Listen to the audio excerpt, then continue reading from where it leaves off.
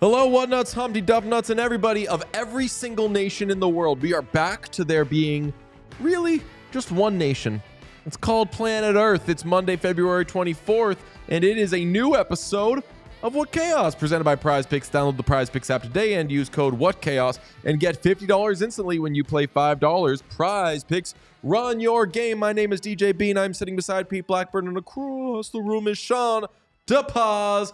How are you, boys? Very good. Very good. Glad to be back. I forgot to tell you that somebody came over to me when we were doing our Hurricanes shows and was like, hey, man, I want to come over, say hello to you. Love the show. Was going to go up to Sean, but he's across the room. And I was like, fuck yeah, brother. Nice. That's a Just some boys riffing on There Will Be Blood. How is everybody? Four Nations is over. I know. It's pretty sad. Back to NHL, but a lot of NHL and a lot of stuff that happened this weekend. So not easing back into it. My Buffalo Sabres are the best team in hockey since the break. Sabres fans are mad at me. It's fine. I was going to say rightfully so, but not really. Not really. All I said was Rob Ray is the toughest part of the Sabres. I say this as a diehard Sabres fan. Sabres fans, pretty soft sometimes.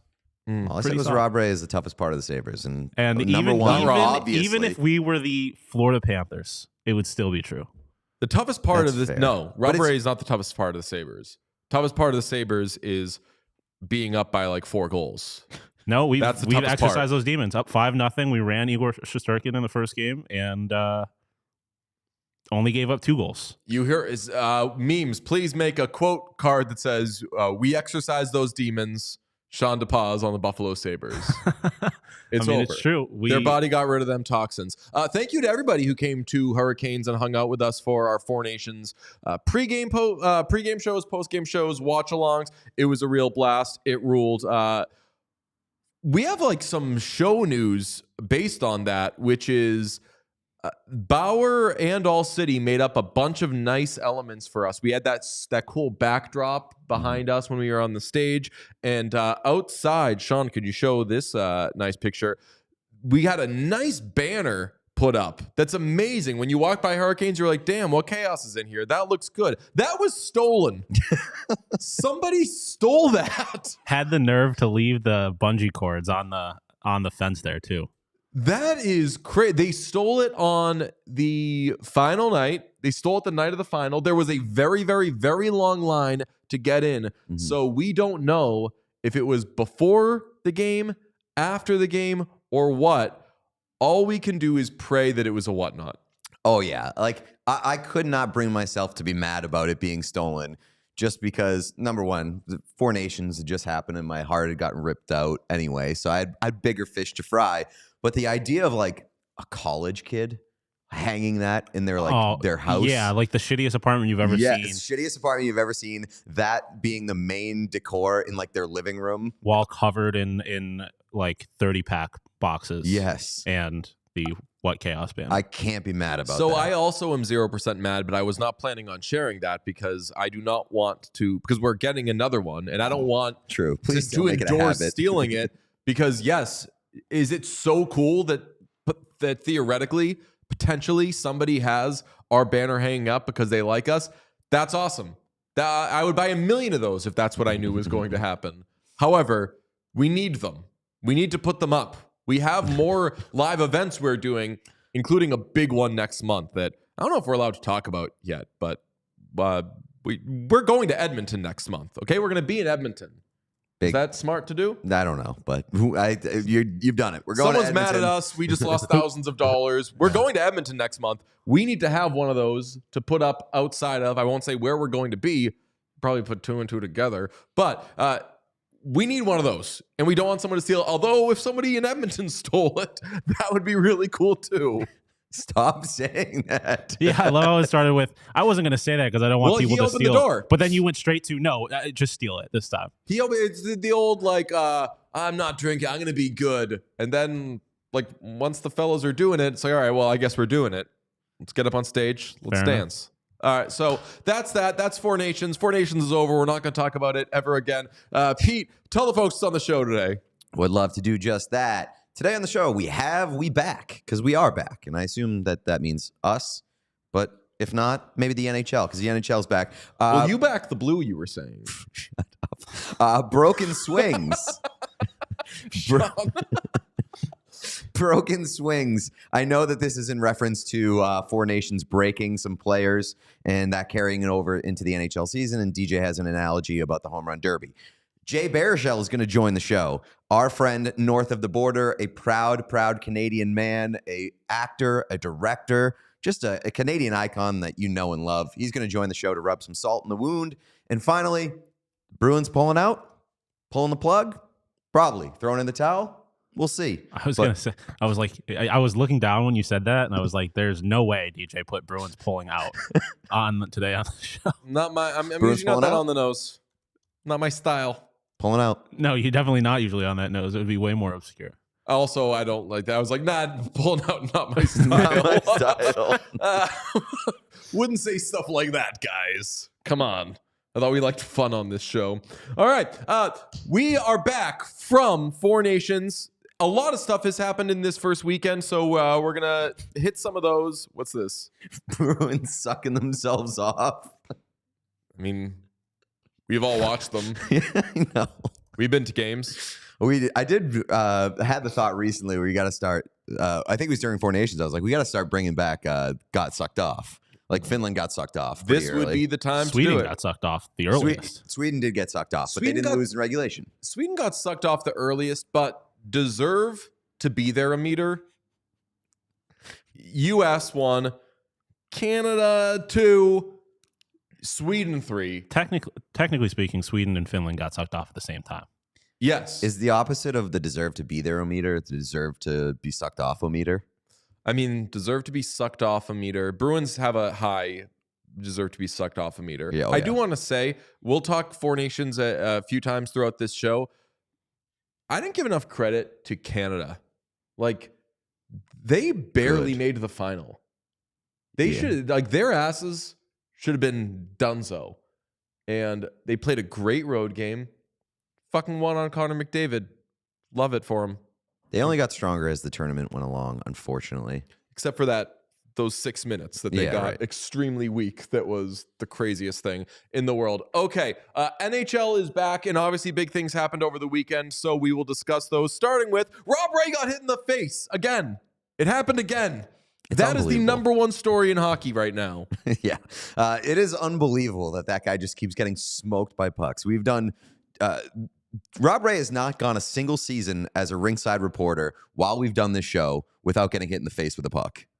Sean, you seem to really enjoy that. Yeah, I mean, Rob Ray is a legend. He's one of my favorite Sabres ever. I grew up with him being around the Sabres, going to... My favorite Rob Ray memory, quick story, is he played, like, the Sabres alumni played a charity basketball game against the high school teaching staff. And he got hit in the face with a basketball? No, there was a female teacher going down the court, and he turned and grabbed her by the ponytail and just yanked her back. And I was like, hell yeah, Rob Ray. Yes.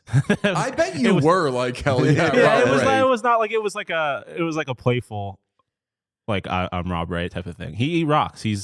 I know you got in trouble for saying this, but he is genuinely the toughest part of the Buffalo Sabres. And Sean's a big competitive juices guy. Yeah. So I could see how, and Rob Ray oozes competitive juices and blood. So that's kind of why I like this one more than the first one, because the first one he had like, oh, this is like kind of fun, like I'm very playful, like, oh, I love this is what I live for. This time around he had the energy of like, why the fuck does this keep happening to me? This is unbelievable. Like, he was angry that this one happened. Yeah, I mean, Rob Ray's energy this season has been amazing. Like, he's done a bunch of stuff where he's been like, at one point he just tweeted Like the Sabres were doing their power play, and just out of like frustration, he was just like, they're just standing still. And I'm like, hell yeah, true. And then at one point there was like a scrum in front of where he stands, and he was like, I could take all of them. And I was like, no one asked you, Rob, but that rocks. You're the Nobody coolest. doubts that. Yeah. So it first happened late last season, and that was a real party. And as Pete mentioned, it was mostly all fun and games. We can't show it, but Sean, could you play the audio of the game broadcast? Because Rob Ray's mic was on when this happened.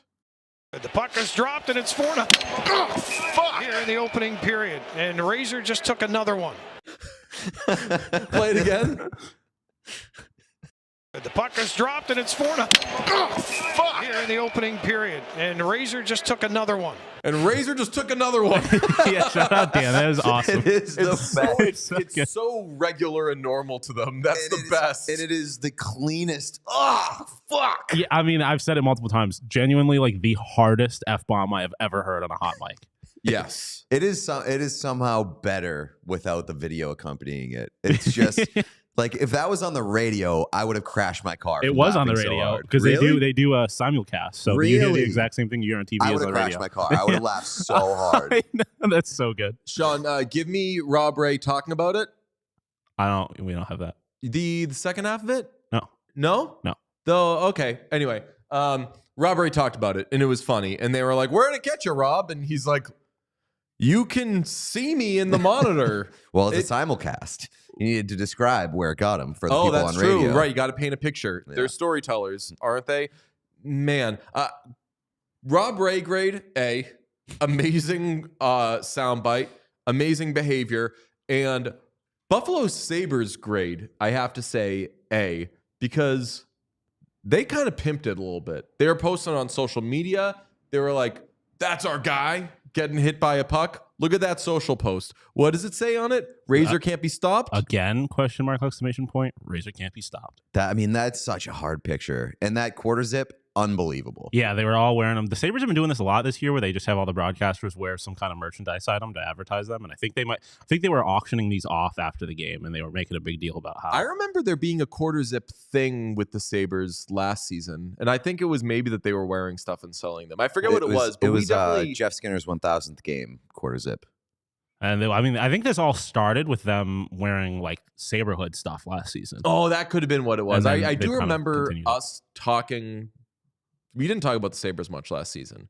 Talked about them too much this season. But last year, I remember talking about Rob Ray getting hit and something about what they were wearing. But shout out to the Sabres. Got an 8-2 win. Demons were exercised, per Sean DePaz. Hottest team in hockey since the break. Don't you forget that. Alexander Ovechkin scored 3 times over the weekend. Now 12 shy of Wayne Gretzky. 13 from the record. He had no points on Saturday. Dog. Coward. Sunday. What's that? Coward. Sunday.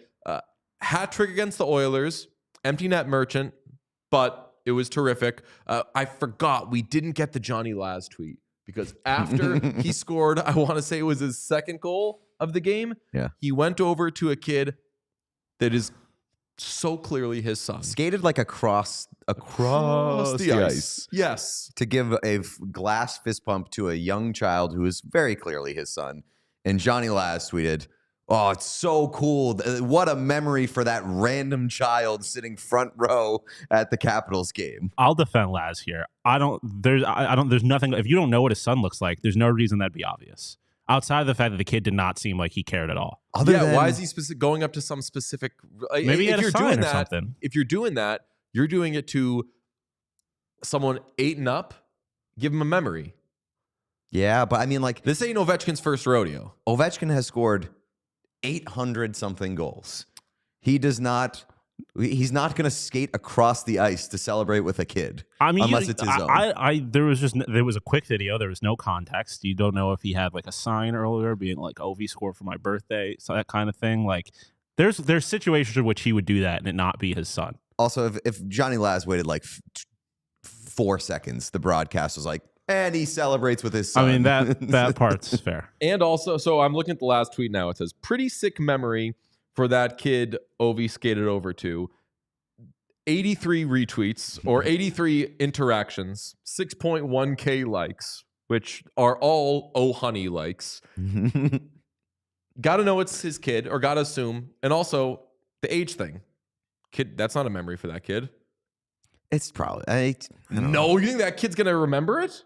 I don't know. It depends. He's going to see it later in life, and then he'll remember it. I mean, I don't think, even if it, I don't think it was, who cares if he remembers it? Right. Like, it's Ovi is just doing a cool thing with a kid. Pretty sick memory for that kid. Okay. Obi skated over to. Fair enough. It's the, yeah. Fair enough. So, I mean, you can have immediate memories. Like you can be talking about this in 2 weeks. I mean, maybe. the kid wasn't like 2.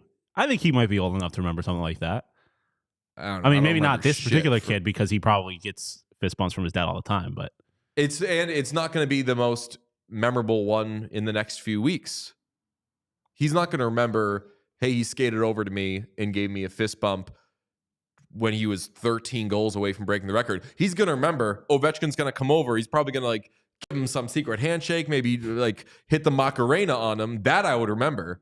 This kid's not going to remember that. This kid don't give a fuck about that goal. you made me think now where the son comes in the order of who Ovi talks to or like interacts with after the goal, because his teammates are obviously going to come first. He's gonna get like all the does family Wayne on come the onto ice. the ice? Like, Oh, yeah, like what definitely. are they going to do? I guess that's. I mean, we It's can talk going about to it when be we a get close. 45-minute break. They in stop the the game, kind of like NFL record type of thing. Does Wayne bring Trump? Oh my god. Follow the Four Nations. Will Trump be there to Ovechkin goal race? Will Trump be there? Also, I don't know. Have we considered the idea that this ends up being like a bullshit goal review type of thing, or maybe he gets a tip and they don't credit with him, and then like 20 minutes later, like goal scored by Alex, and then they have to stop the game 10 minutes later. No, that God, would be a the scoring worst. change to the record would fucking rule. I think I'm going to go in Boston. Tickets are kind of pricey, but I think I'm going to go in Boston because he's on pace to at least tie the record. Yeah. Right around there. If it is a scoring change, although I don't think any of Ovechkin's goals have been scoring changes. They've No, they're all all come pretty from the same obvious. area. They've been from the dot or they've been empty netters. So there hasn't been like I mean, I guess maybe if somebody thought that one of his shots was tipped and it wasn't, but I will say I saw that he's 13 away. 15 games from now, it's Buffalo Sabres. ooh. Would be cool. I mean, I guess. think he might double the record against the Buffalo Sabres. He's going to break the record like 12 games if from things now. continue, that will be a matchup of the 2 hottest teams in hockey since the break. Okay, well, we just talked about one son. Let's talk about another. I'm talking about that motherfucker that's up in the sky. Rays, always making you hot, always burning your skin, fucking up your eyes. Not anymore. I wear an item I like to call Shady Rays. And you're thinking, aren't those just sunglasses? No, they're better than sunglasses because they come in all sorts of styles, your team's favorite colors. So if you want some, Pete's always seeing things through black and gold sunglasses. That's right. Because he's wearing Shady Rays. Rob Ray's got to get a Shady Rays sponsorship because protect his eyes Yes. and the lost or broken replacement policy. I'm glad you brought He that up. did Pete. break his glasses. I know. Yeah. That's why, like, this is a great opportunity for Rob Ray Yeah. to get Shady Rays You're not wrong. endorsements. The lost or broken replacement policy is insane with with Shady Rays because if a puck smokes you in the face and you yell, "Ah, fuck, you're Shady Rays," you know what they yell? I'll be right back. I'm gonna go change. I'm gonna go freshen up, which means I'm gonna be replaced. But it's like what parents do when a kid's hamster dies: swap that shit out. Nobody knows. Shady Rays are the hamsters, are the dead hamsters of sunglasses, and that is a personal guarantee from me. Sean's making a face because Well, I would he say doesn't they're understand the how. living hamster. They're both the living and the dead. they're the hamster. living They're- and the dead, They're yeah. Schrodinger's hamster. I know what you're thinking. What happens to the dead sunglasses? We don't talk about those. Okay, they get lost. They go away. Stop asking And questions. then they get, yes, Shady Ray, we're going to give you a promo code and tell you to shut the fuck up, okay? Find a new slant. Get on to another story. You don't want to know the answers to some of these questions you're asking, okay? It now says, discuss your own experience wearing Shady Rays. I'll tell you what, I don't think they want that right now. We're definitely going to have to do a make good. Yeah, exclusively for our listeners, Shady Rays is giving out their best deal of the season. Head to shadyrays.com and use code AC35 for 35% off polarized sunglasses. Try for yourself. The shades rated 5 stars by over 300,000 people. And I will remind you, sincerely, if something happens to those shades, you lose them, they get broken, they do have the best replacement policy in the biz, and that's where we end that. Real quick on Uh-oh. the OV goal challenge thing. the opposing coach, is it better behavior to not challenge at all if it's close, or to challenge so he doesn't end up breaking the record on a bullshit goal? I think you wait till he Yeah. celebrates and then you challenge after because the puck still hasn't been dropped. That's Just to be true. an asshole. 45 That's minutes cool as later. That honestly, like the whole time, the guys in the video coach is in the booth being like, I don't know, this is close, and he's just like, wait. Relative to like And- game action, that would be the quickest goal review of all time, because it would be preceded by a 45-minute celebration, in which case everybody would be like, may as well review it. And what happens when a goal is upheld? There's another little mini celebration after. True. So Another lap. Double so down. you give him another lap. I think that he did, by the way, on his empty netter, Ovechkin last night. He hit a lap. Well, he did like a full lap back to his kid. His kid. Yeah, something. Yeah. Yeah, right. So he went like all the way around. Yeah, it was like a and full- came back. yeah. Another great Rock memory star. for that random kid.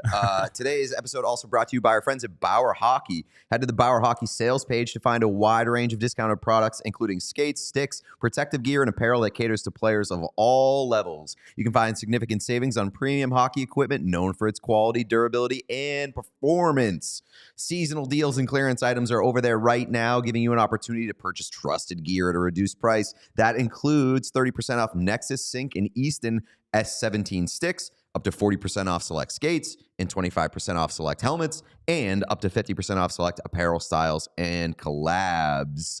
And while you're there, use our free shipping code. It's FreeShipWC to save even more money. That's the Bauer.com sales page. Go there now or later, because now we have Jay Baruchel is who we have. And if you have followed the various podcast ideas that Pete and I have tried over the years, you know this person. The great Jay Baruchel, filmmaker, beloved Canadian, Bane movie fan. He really likes the Batman Bane movies. So if you find him on the social media, hit him with those. Also going to start with an overdue compliment. I don't think we've spoken to you since Blackberry came out. Great movie, man. Great job. unbelievable. Thank you.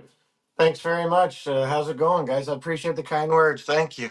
Of course, you're. I don't love too many Canadians, but I do love you, and you're Canadian icon.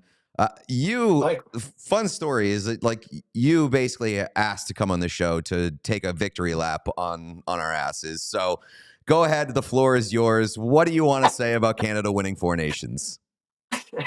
Just shut the fuck up now and leave us alone. God, that was spectacular. Yeah, I'm literally, I don't know, what day is it? It's Monday, is it? I was like speaking to my mother about an hour ago, and literally this is all we're still talking about. So the elation, surprise, hasn't dried up here.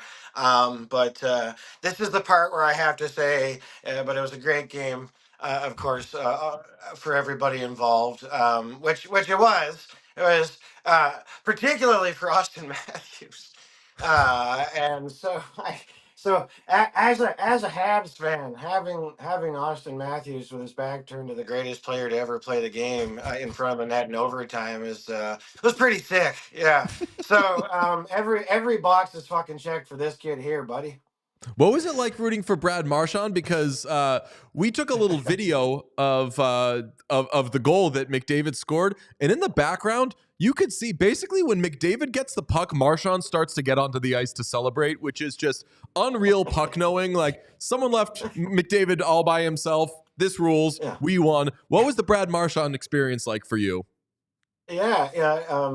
Insane at turns, god awful and hilarious, but like Marchand, but also fucking Marner. Like I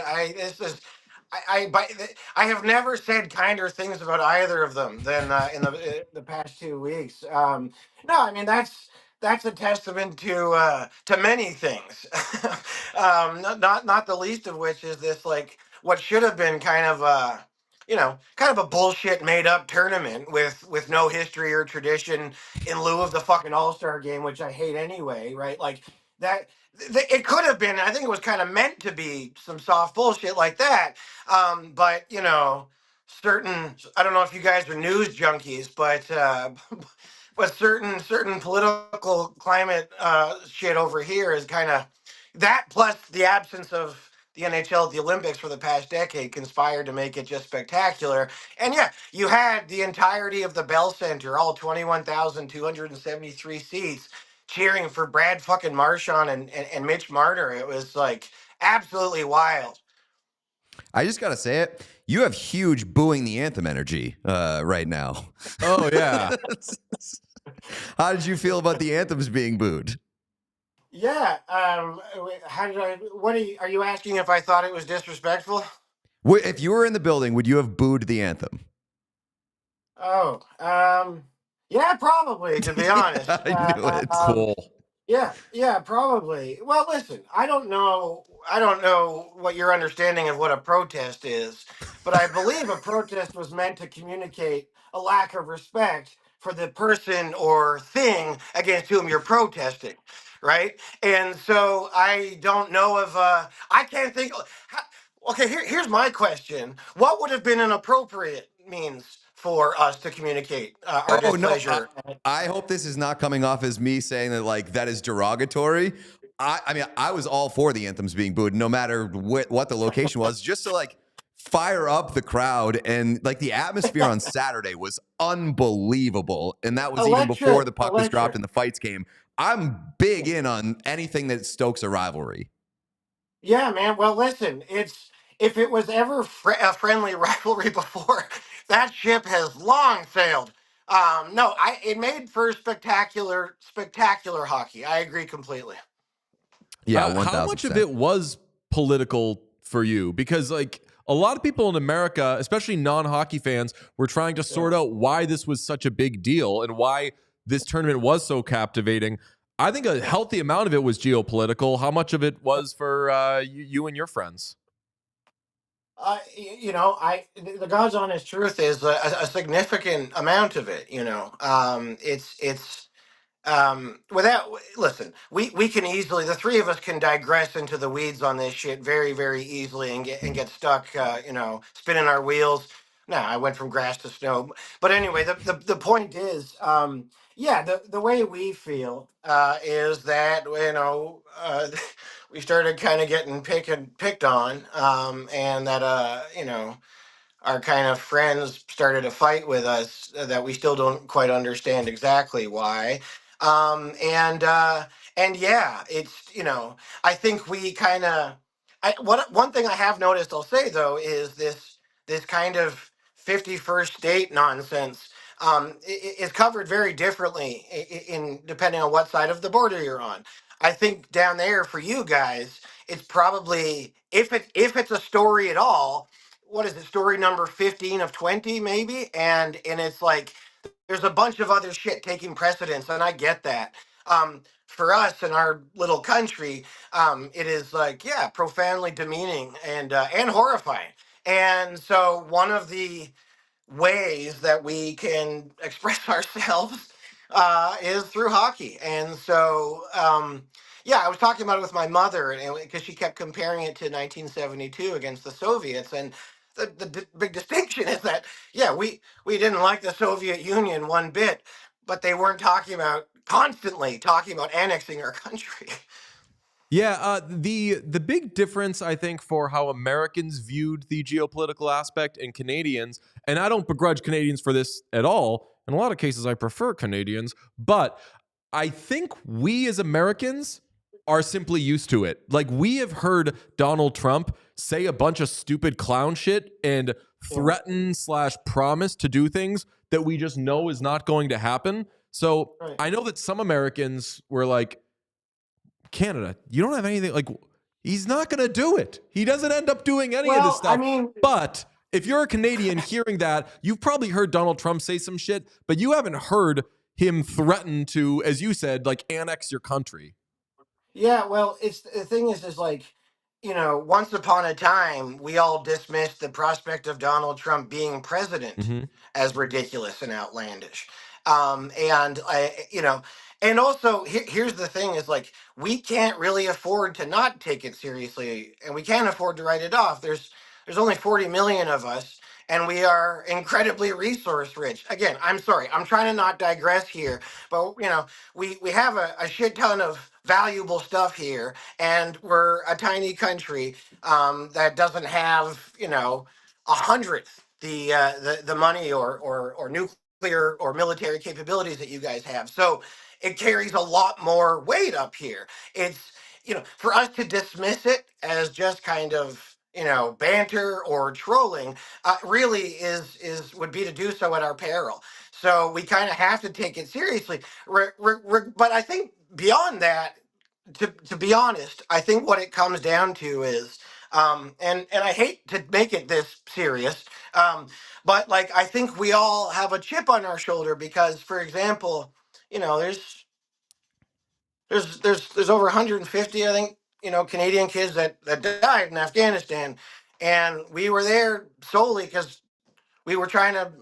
We were your guys' friends, and we didn't start that, and we weren't necessarily, to the degree that we were under threat and the entire Western world was. Yes, you can debate that, but the point is, it wasn't really our fight, and yet we were there. And so, inside of a decade later, to have this stuff, it really kind of lands. It lands. It hits us in a really painful way, I suspect.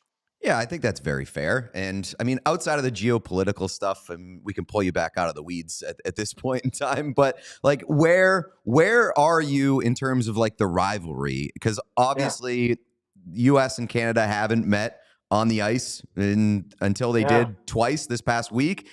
And it was close both times in both really, really good games. And then you have what's happened at World Juniors about the last couple of years. Are you like, be honest, how loud are the footsteps? Oh, very. We're all scared shitless, especially when we look at our net. Like that. So like, it's. I think it'll always be our thing. But you guys are spectacular, and your hockey program over, was it the United States, the development program, U.S. Yeah. That Bunch of one. letters. NDP. Yes, that and DTP. Yes. Yes, that and the NCAA shit yields incredible athletes, and you don't have to look any further than my team. Like the Montreal Canadiens have known this for a long time, for a long time. So I think we all know that it's like it's we're all nobody's scared shitless, but if we don't take you guys seriously, it's stupid. You guys are spectacular, and you generate incredible hockey players, and like I said, the Montreal Canadiens have known this for my entire adult life. I wish the Canadians would stop taking players that I fucking love, specifically ones from America, because Cole Caulfield and Lane Hudson are electric, and I'm so mad that the Canadians have been very likable this season. What's been your experience with the Habs? Yeah, I mean, it's like we've tempered our expectations, every single year, but we're Habs fans, so we're preposterous people, which means that like you know, July, we're like, yeah, it's a fucking 5-year plan. We signed Patrick Liney. It's like, oh no, we're back in the mix. He gets injured. There's death threats to the guy that fucking injured him. So it's been spectacular to watch, though. It's been wonderful. I think like even if our team is as insufferable as it's ever been, the boys on our team, they're hard to hate, and it's kind of, I think, hard to hate St. Louis, and I think it's hard to hate the entire direction that the organization is taking, and they play fun, entertaining hockey, and I think that obviously they sometimes overachieve and shit, but goddamn, I can't wait. I can't wait for next year. But I also wouldn't discount us being part of the garbage fire for eighth. But yeah, more than anything, it's been fun to watch them again, which is really, really nice. I mean, this has to be, what is this, the best you've felt about them since 2020? And even 2020, that was very much that the next year you could return to being terrible, and who knows. This seems sustainable. Yeah, it was, and it was also, yeah, correct. It was like on the verge of imploding at any minute, but it was also kind of conditional. And because that's the year that we were in like the North Division, right? And it just is like that shit's a bit different. as much as I adored it, and I got to take my wife to Game 4 in Montreal, where Anderson scored an OT, which was pretty incredible. Literally accepting that I'd never get the chance to go to a Stanley Cup final in Montreal in my adult life. So that was really, really cool. But this doesn't just seem sustainable. This seems like legitimate and building towards something that is going to, yeah, I think we will be a force to be reckoned with for a while. And so you just have to kind of trust the process. And some days it's harder than others. But yeah, no, I think that this is the way that I'd like to put it. I think that in the time that I've watched the Habs since the last time that we were actually, the Montreal Canadiens of yore, I think anytime that we were awesome, we were kind of overachieving, and it's like when a cartoon runs off the cliff and they just keep running, and as long as they don't look down, they're not going to fall, right? Like, and it always kind of felt like that during the even during Koivu Kovalev era. We've had and that time when we bested Crosby and the Penguins and Ovechkin and the Capitals one after the other, with Mike Camilleri and company. But even those times there was like a slight feeling of overachievement. And so this time it actually feels like they don't feel like empty calories. Not that those wins were empty calories, but I think I agree with you, DJ, with what you're saying. Well, speaking of Americans that you like, we got 2 words for you, brother. Jacob Fowler. I don't know if you know who that is, but he is a stud at Boston College. You mentioned the NCAA. Like, he is a stud at Boston College. And I love Montembeault, wanted him to start for Canada, but you've got a very, very good goaltender coming as well. And then in a couple of years, I don't know, all your good Americans. What's that? Demidov, too. We love Demidov. Still don't know if he knows how to play hockey, but I don't care. He does cool shit, and that's going to rule.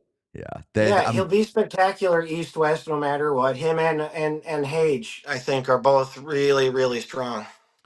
I've been waiting so long for the Bruins Canadiens rivalry to be back. And I've been waiting for the Canadiens to be good while the Bruins have been good for 10 years. And now the Canadiens are getting good and the Bruins are going in the opposment direction. We still might have to wait some time. Yeah, they might pass each other. Annoying. I did want to tell you, one of our friends has the best "she's out of my league" story that you may ever hear in your life. I'll let DJ tell it because he's a better storyteller and he has more details. But just buckle up, baby. This is a good one. Yeah, we had people when we said that you were going to be on the show, they were like, oh, you better talk "she's out of my league." We were like, unfortunately, we have to talk "she's out of my league." This story has some twists. It is from our dear friend, John Feidelberg.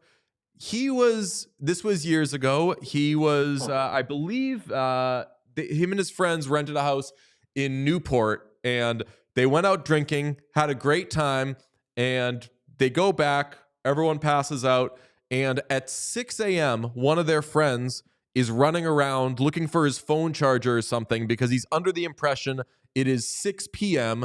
and he's got a date he's got to head to. So he's waking everybody up at 6 a.m. being like, guys, it's like night. We slept too long, blah, blah. Wakes all these guys up.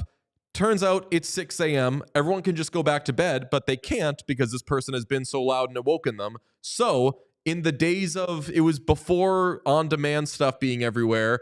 So it's 6 a.m. They walk to the grocery store, find a red box, and grab a movie, which is "She's Out of My League." At 6 whatever, they begin watching "She's Out of My League." They're enjoying it. Eventually, this friend who woke them all up in the first place falls asleep. And they are furious with this guy. And they decide, we are going to tell him that he missed a humdinger of a movie. He falls asleep near the end where they're all at the airport. And if anyone has seen this movie, I apologize for spoiling. They're Branson bound. They're wearing the T-shirts. And there's a nice airport scene. Song by Jet plays. And I won't spoil the ending. But it's a good movie. And eventually, this guy wakes up. They say, we're going to tell him it's some wild shit happened. He wakes up and he's like, oh, so what did I miss? And they say, oh, bonkers. It was the craziest movie we've ever seen. Brilliant. And they end up with each other and then they all die in a plane crash. So the guy can't believe it. Shortly after, that person dies in real life. What? Yes, it's a Good real story. Lord. He This is a dies horrible story. like a week later or something. Unfortunately, this is yes. And all the rest of the friends are at his wake. I feel so bad for laughing. I mean, it's an outrageous story. It's And- very Yeah, this dark, is but very funny. And they realize, like, wait, did we ever tell him that that's not what happened in She's Out of My League? So their dear, beautiful friend died thinking She's Out of My Oh my League God. ends with a plane crash. Oh my God. Oh wow. That's yeah, I mean that is the better ending. That's a far better ending.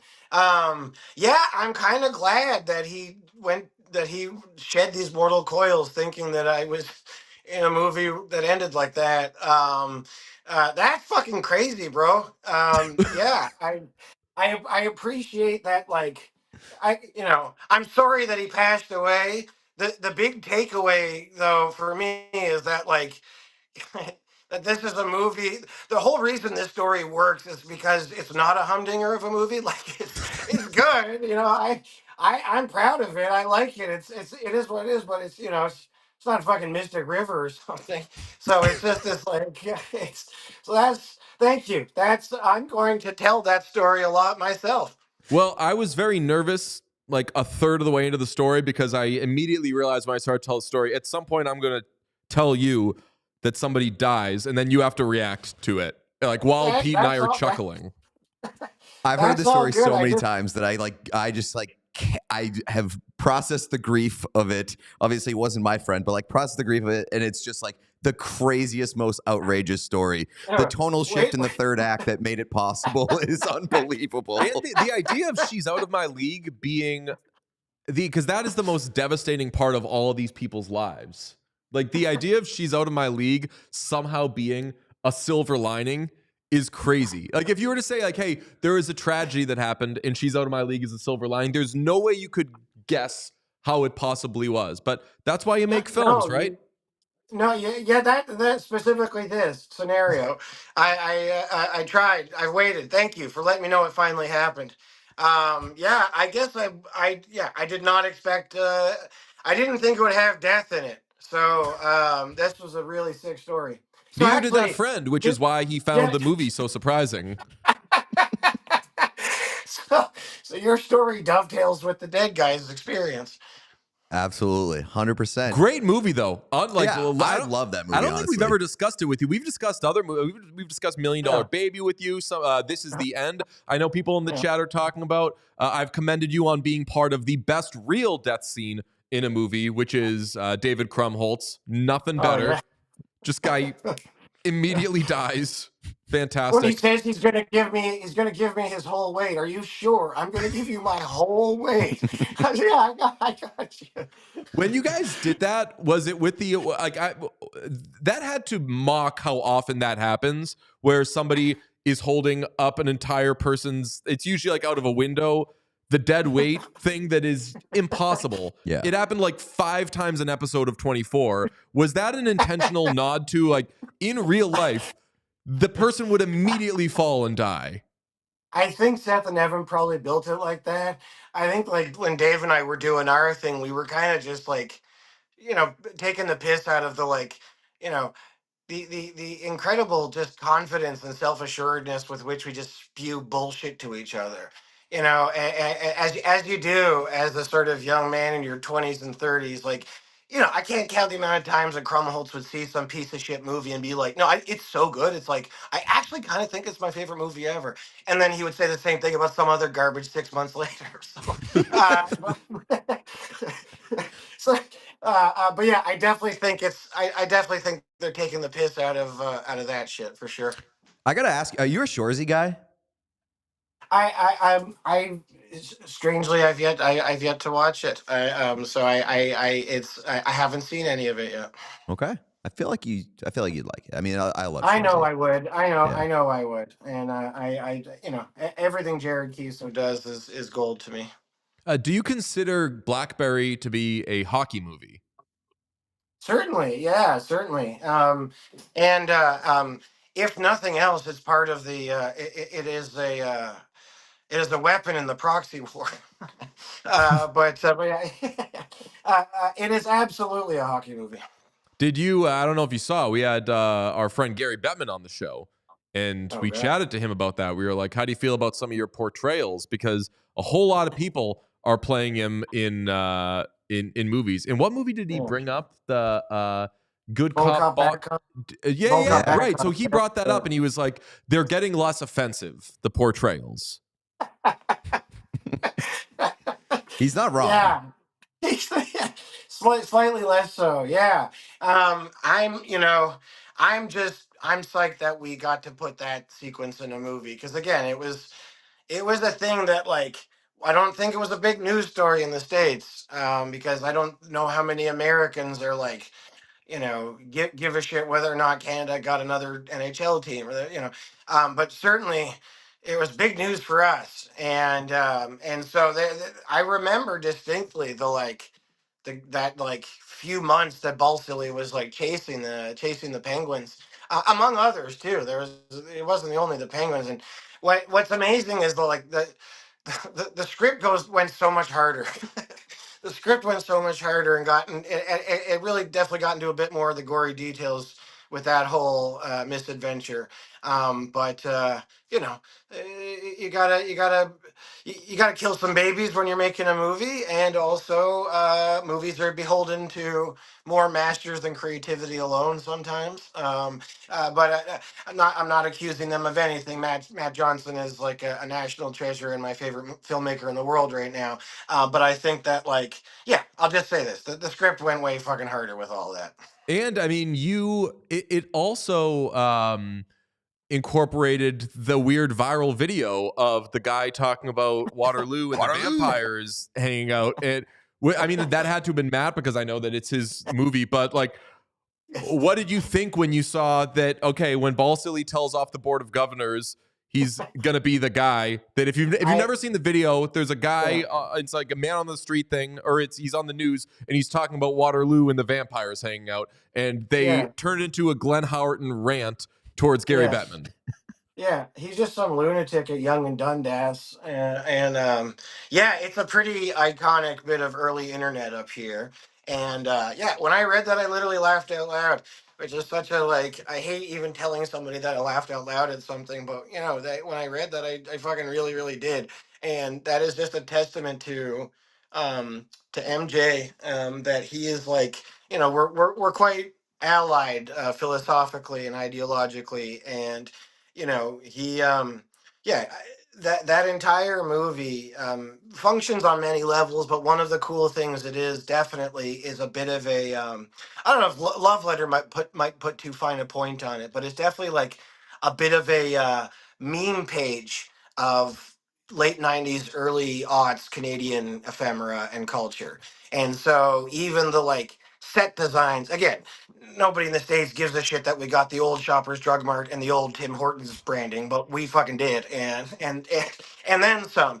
And it just is like, I come from and live in and participate in a country where often you will have English Canadians kind of pre-censor their Canadianness in a sort of a preemptive attempt to make themselves more palatable to American audiences, as if the average American is like loving a movie, then sees Canadian money or something, is like, oh fuck this, I can't watch this, right? Like, if you like the movie, you like the movie. If you hate it, it's not going to be because and if you like it, it's not going to be because we used American money instead, right? Like, you like the movie or you won't like the movie, and it just is like this kind of silly pre-censorship thing that we used to really do to ourselves in a bad way, and it's something I've railed against for a long time, and for that, in addition to many other things, Matt and I are completely in complete agreement. And so, yeah, he's a spectacular talent.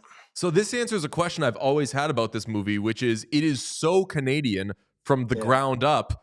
yeah, So why is your co-star American? And obviously it's because I think, tell me if I'm wrong, you need an American asshole to play Ball Silly, and who better than Glenn Howerton, who I legitimately think, including Sonny, gives the best performance of his career in that movie. Yeah, he's, it's not for me to talk about because I'm not a producer, I'm not a director, I'm not a casting director. All I am is someone that had the pleasure of getting to work with Glenn, and he is. I agree.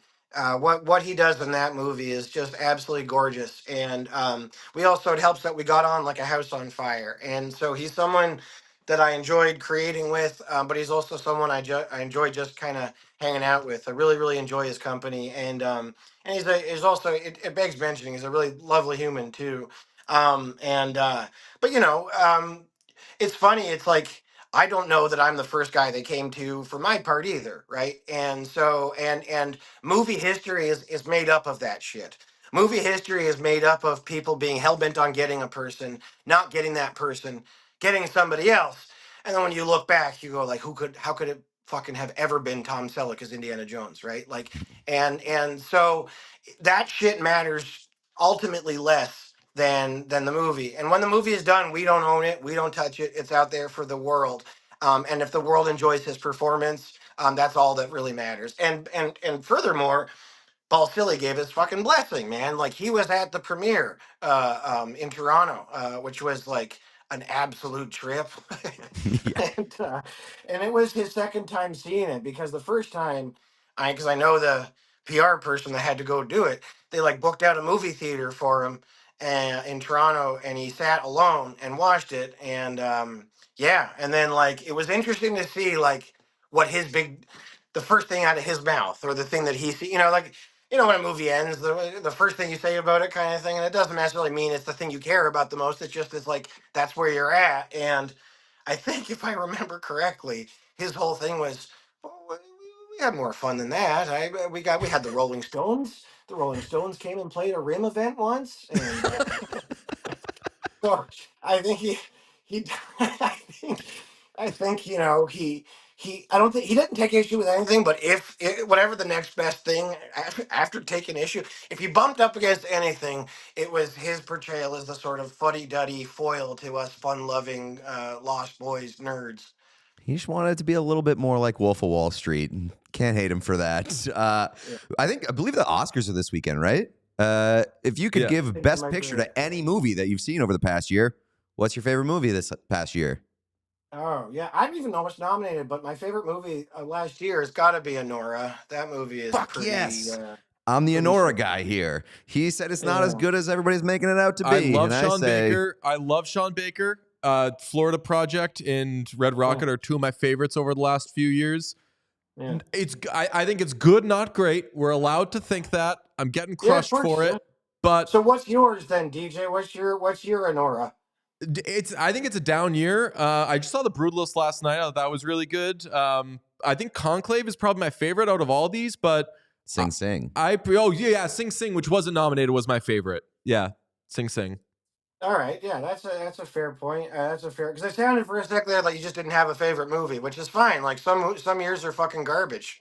You don't have to, But I was lucky enough to be at the premiere or the North American premiere of Anora at TIFF last year, and it absolutely fucking destroyed. I was with my wife and Matt Johnson, and we just like it absolutely killed all of us. And I think that it's like I don't know. It just is what I kind of want out of a movie. I cared about what was happening. I thought it looked beautiful. I thought it was truthful. I also thought it was like not prescriptive and lived in a kind of enough of a gray area that, there isn't necessarily there are some right and some wrong things, but it's more of a dialogue. It's a dialectic more than a commandment, and I don't know. Yeah, I absolutely adored it. I love everything he does, so. Yeah, and everybody in that movie was so fucking Karen good. Karagulian, man. I thought that was the best performance in the movie. Like, holy shit, is he good? My God, he made me laugh. That's one of my favorite performances in like a decade. Yes, fuck yeah. Thank you, man. I saw all the noms come out, and I was like, I know that it got a bunch of nominations, and I don't have a huge He problem. didn't get one? Did he not And get he one? didn't get one. I realized it like Weird. 2 weeks ago, and I lost my mind.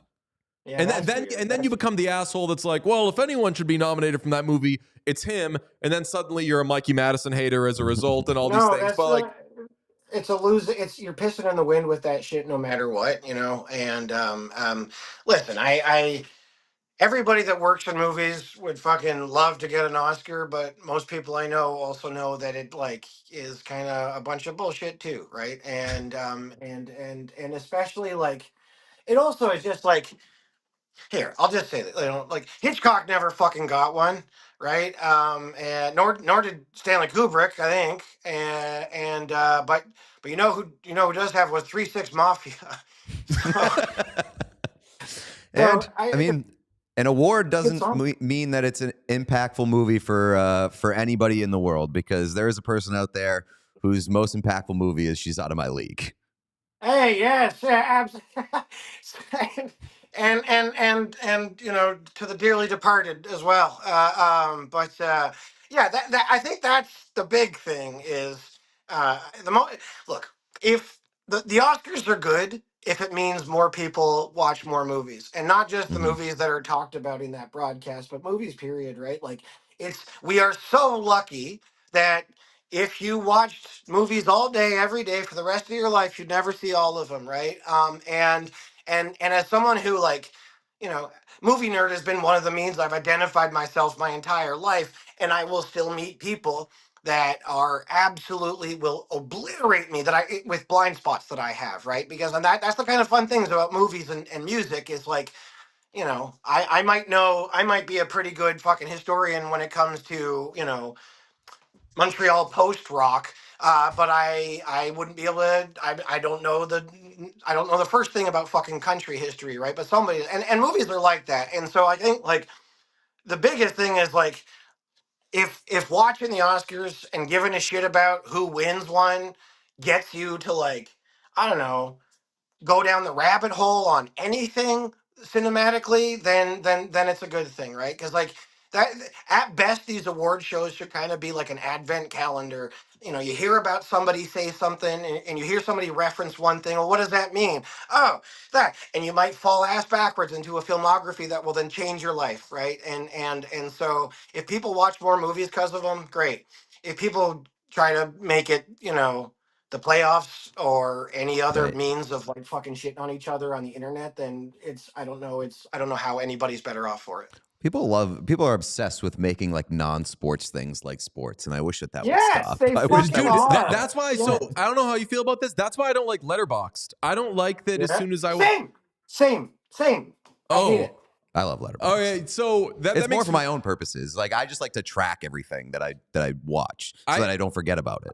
I like the feeling of when you walk out of a movie and somebody says, "What'd you think?"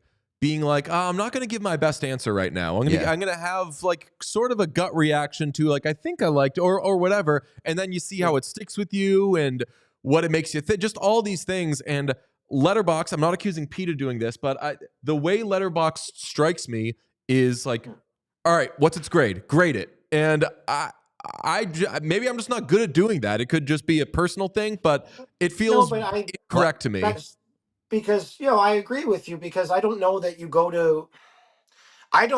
you engage in art, for lack of a less hokey term, for things that are quantifiable and that can be enumerated. Yeah. I think you engage with music and literature and poetry and cinema and paintings and everything else for everything in between that you don't always have a number for or a word for. That's the whole fucking point, I think. Mhm. And so now if it gets kids thinking about things in a critical way, like, and I mean the good kind of critical way, then that's a good thing. But I think that ultimately what ends up happening is it becomes like any other social media marketplace, which incentivizes negativity over positivity, and and all et cetera, et cetera. Now, don't get me wrong. I will stalk it once in a while because everybody that works in movies, we all have a sort of masochistic, strain in us. And so I can't help but, go and look at Letterboxd through parted fingers, and of movies that I'm a part of, and so what I find is some people are real thoughtful, even the people being shitty are towards something I like. Sometimes they're real thoughtful, but I think what I can't do as someone that cares about movies is just watch everybody kind of like write shit off with 1 star and half a sentence, which is like, by the way, and there are movies that I feel like that about, but I know that like the shittiest movie that I hate The Dark Knight. still still required years and years and years of someone's life, and I, as a director, and this has, even if you hate my movies, I've been through the process now, A to Z, from writing a treatment to having a movie come out, right? And one time, they're about half a decade each time, truly, for me.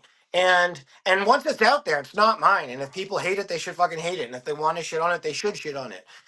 But knowing what it did to me, it's hard to watch movies that I know people have spent, a significant portion of their life on, just get written off the way you would an episode of, Love is Blind or something. Well, that's just because you're a good person, and those don't always exist everywhere. So, Virtue signaling by not having a letterbox. That's why I stay off it. Exactly right. No, listen, say whatever you want, but I just like, I think that like if you have more shit to talk than you have nice things to say, then it's like, why are you watching movies? Right. I think, and yeah, most of anything is garbage. But I just like my experience of Letterboxd. I'm not saying this is the experience. I'm just saying my experience. There's way more hate mail than love letters.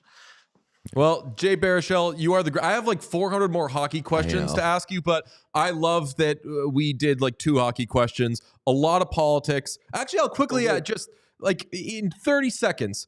Are you it's okay if another Canadian team wins the cup as long as Canada gets a cup? Like, are you happy if the Canucks win?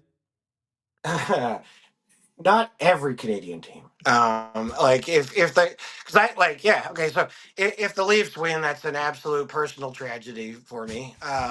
Same.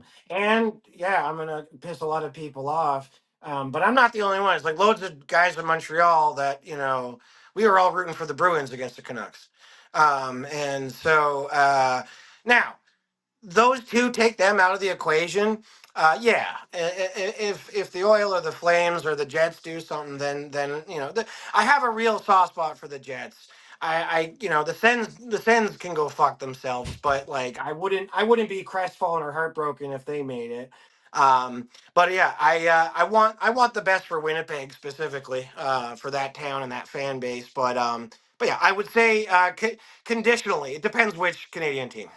You are the greatest. Jay, thank you so much for coming on with us. We always appreciate chatting with you. Likewise. Thank you for having me, boys. Appreciate it. Thanks, buddy. Talk soon. That's the great Jay Baruchel. What an absolute stud and a legend. A great Canadian, a great hockey ambassador, and a great filmmaker.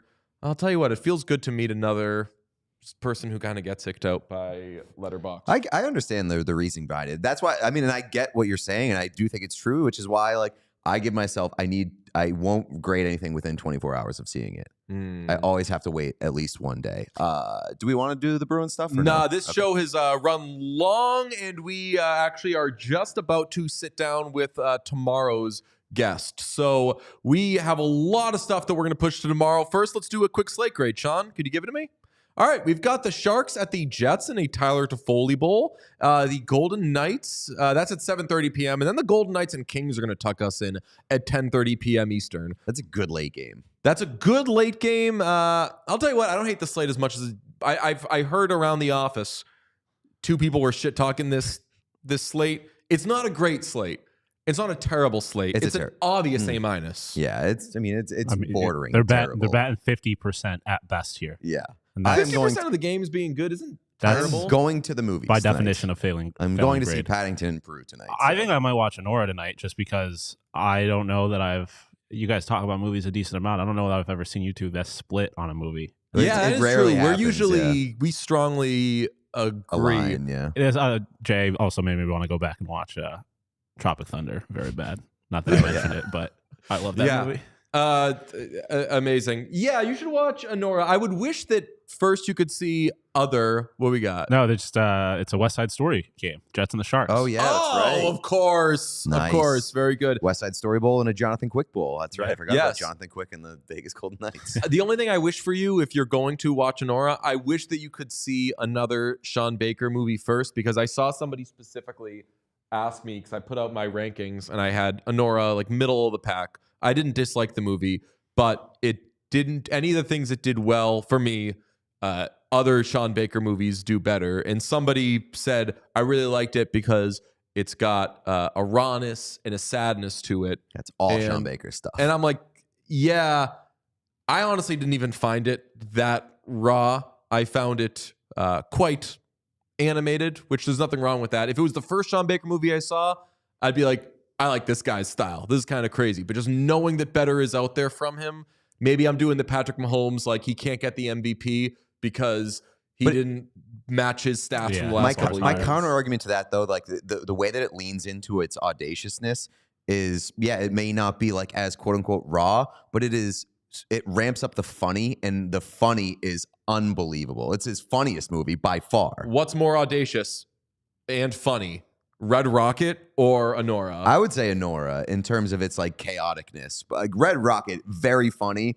I love He's Red running Rocket. down the street with his penis out half the movie, and it makes sense every time he's doing it. Yeah, but like I just mean in terms of like the chaos and the audaciousness of like the characters. There's one really audacious character in Red Rocket. There are like a dozen in this movie. True. I have a bunch of movies to watch. Yeah. Again, good, not great. I think that pound for pound, the more I think about it, Florida Project might be, of the three that we're mentioning from Sean Baker, Florida Project, I think, is the one that most people would see and be like, that is a fucking film.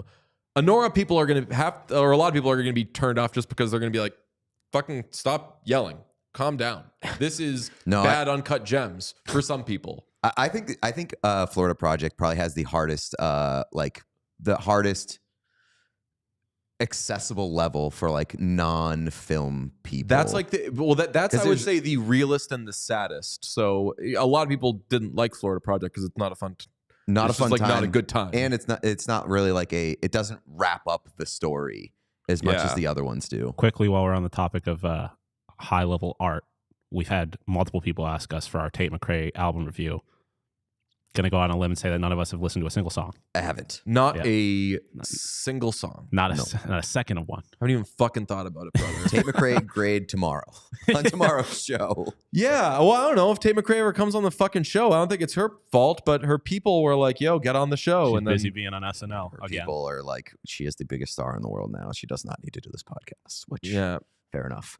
But we got Jay Baruchel. That's what matters, and he rocks. So thanks to Jay for coming on today's show. Before you get out of here, please subscribe to the YouTube channel and hit that like button right below the video player. It is the thumbs up button. We would very much appreciate it if you hammered that. And if you're on audio, please hit the 5 stars on Spotify or Apple Podcasts, wherever you're listening. And go to YouTube and do that stuff as well. Appreciate you. Tomorrow on the show, Columbus Blue Jackets defenseman Zach Werenski. Oh my goodness, he's back. USA hero, legend, stud, Norris winner multiple times. We'll get into that with him. Talk to you tomorrow. Bye, friends. We all silly like the mayor.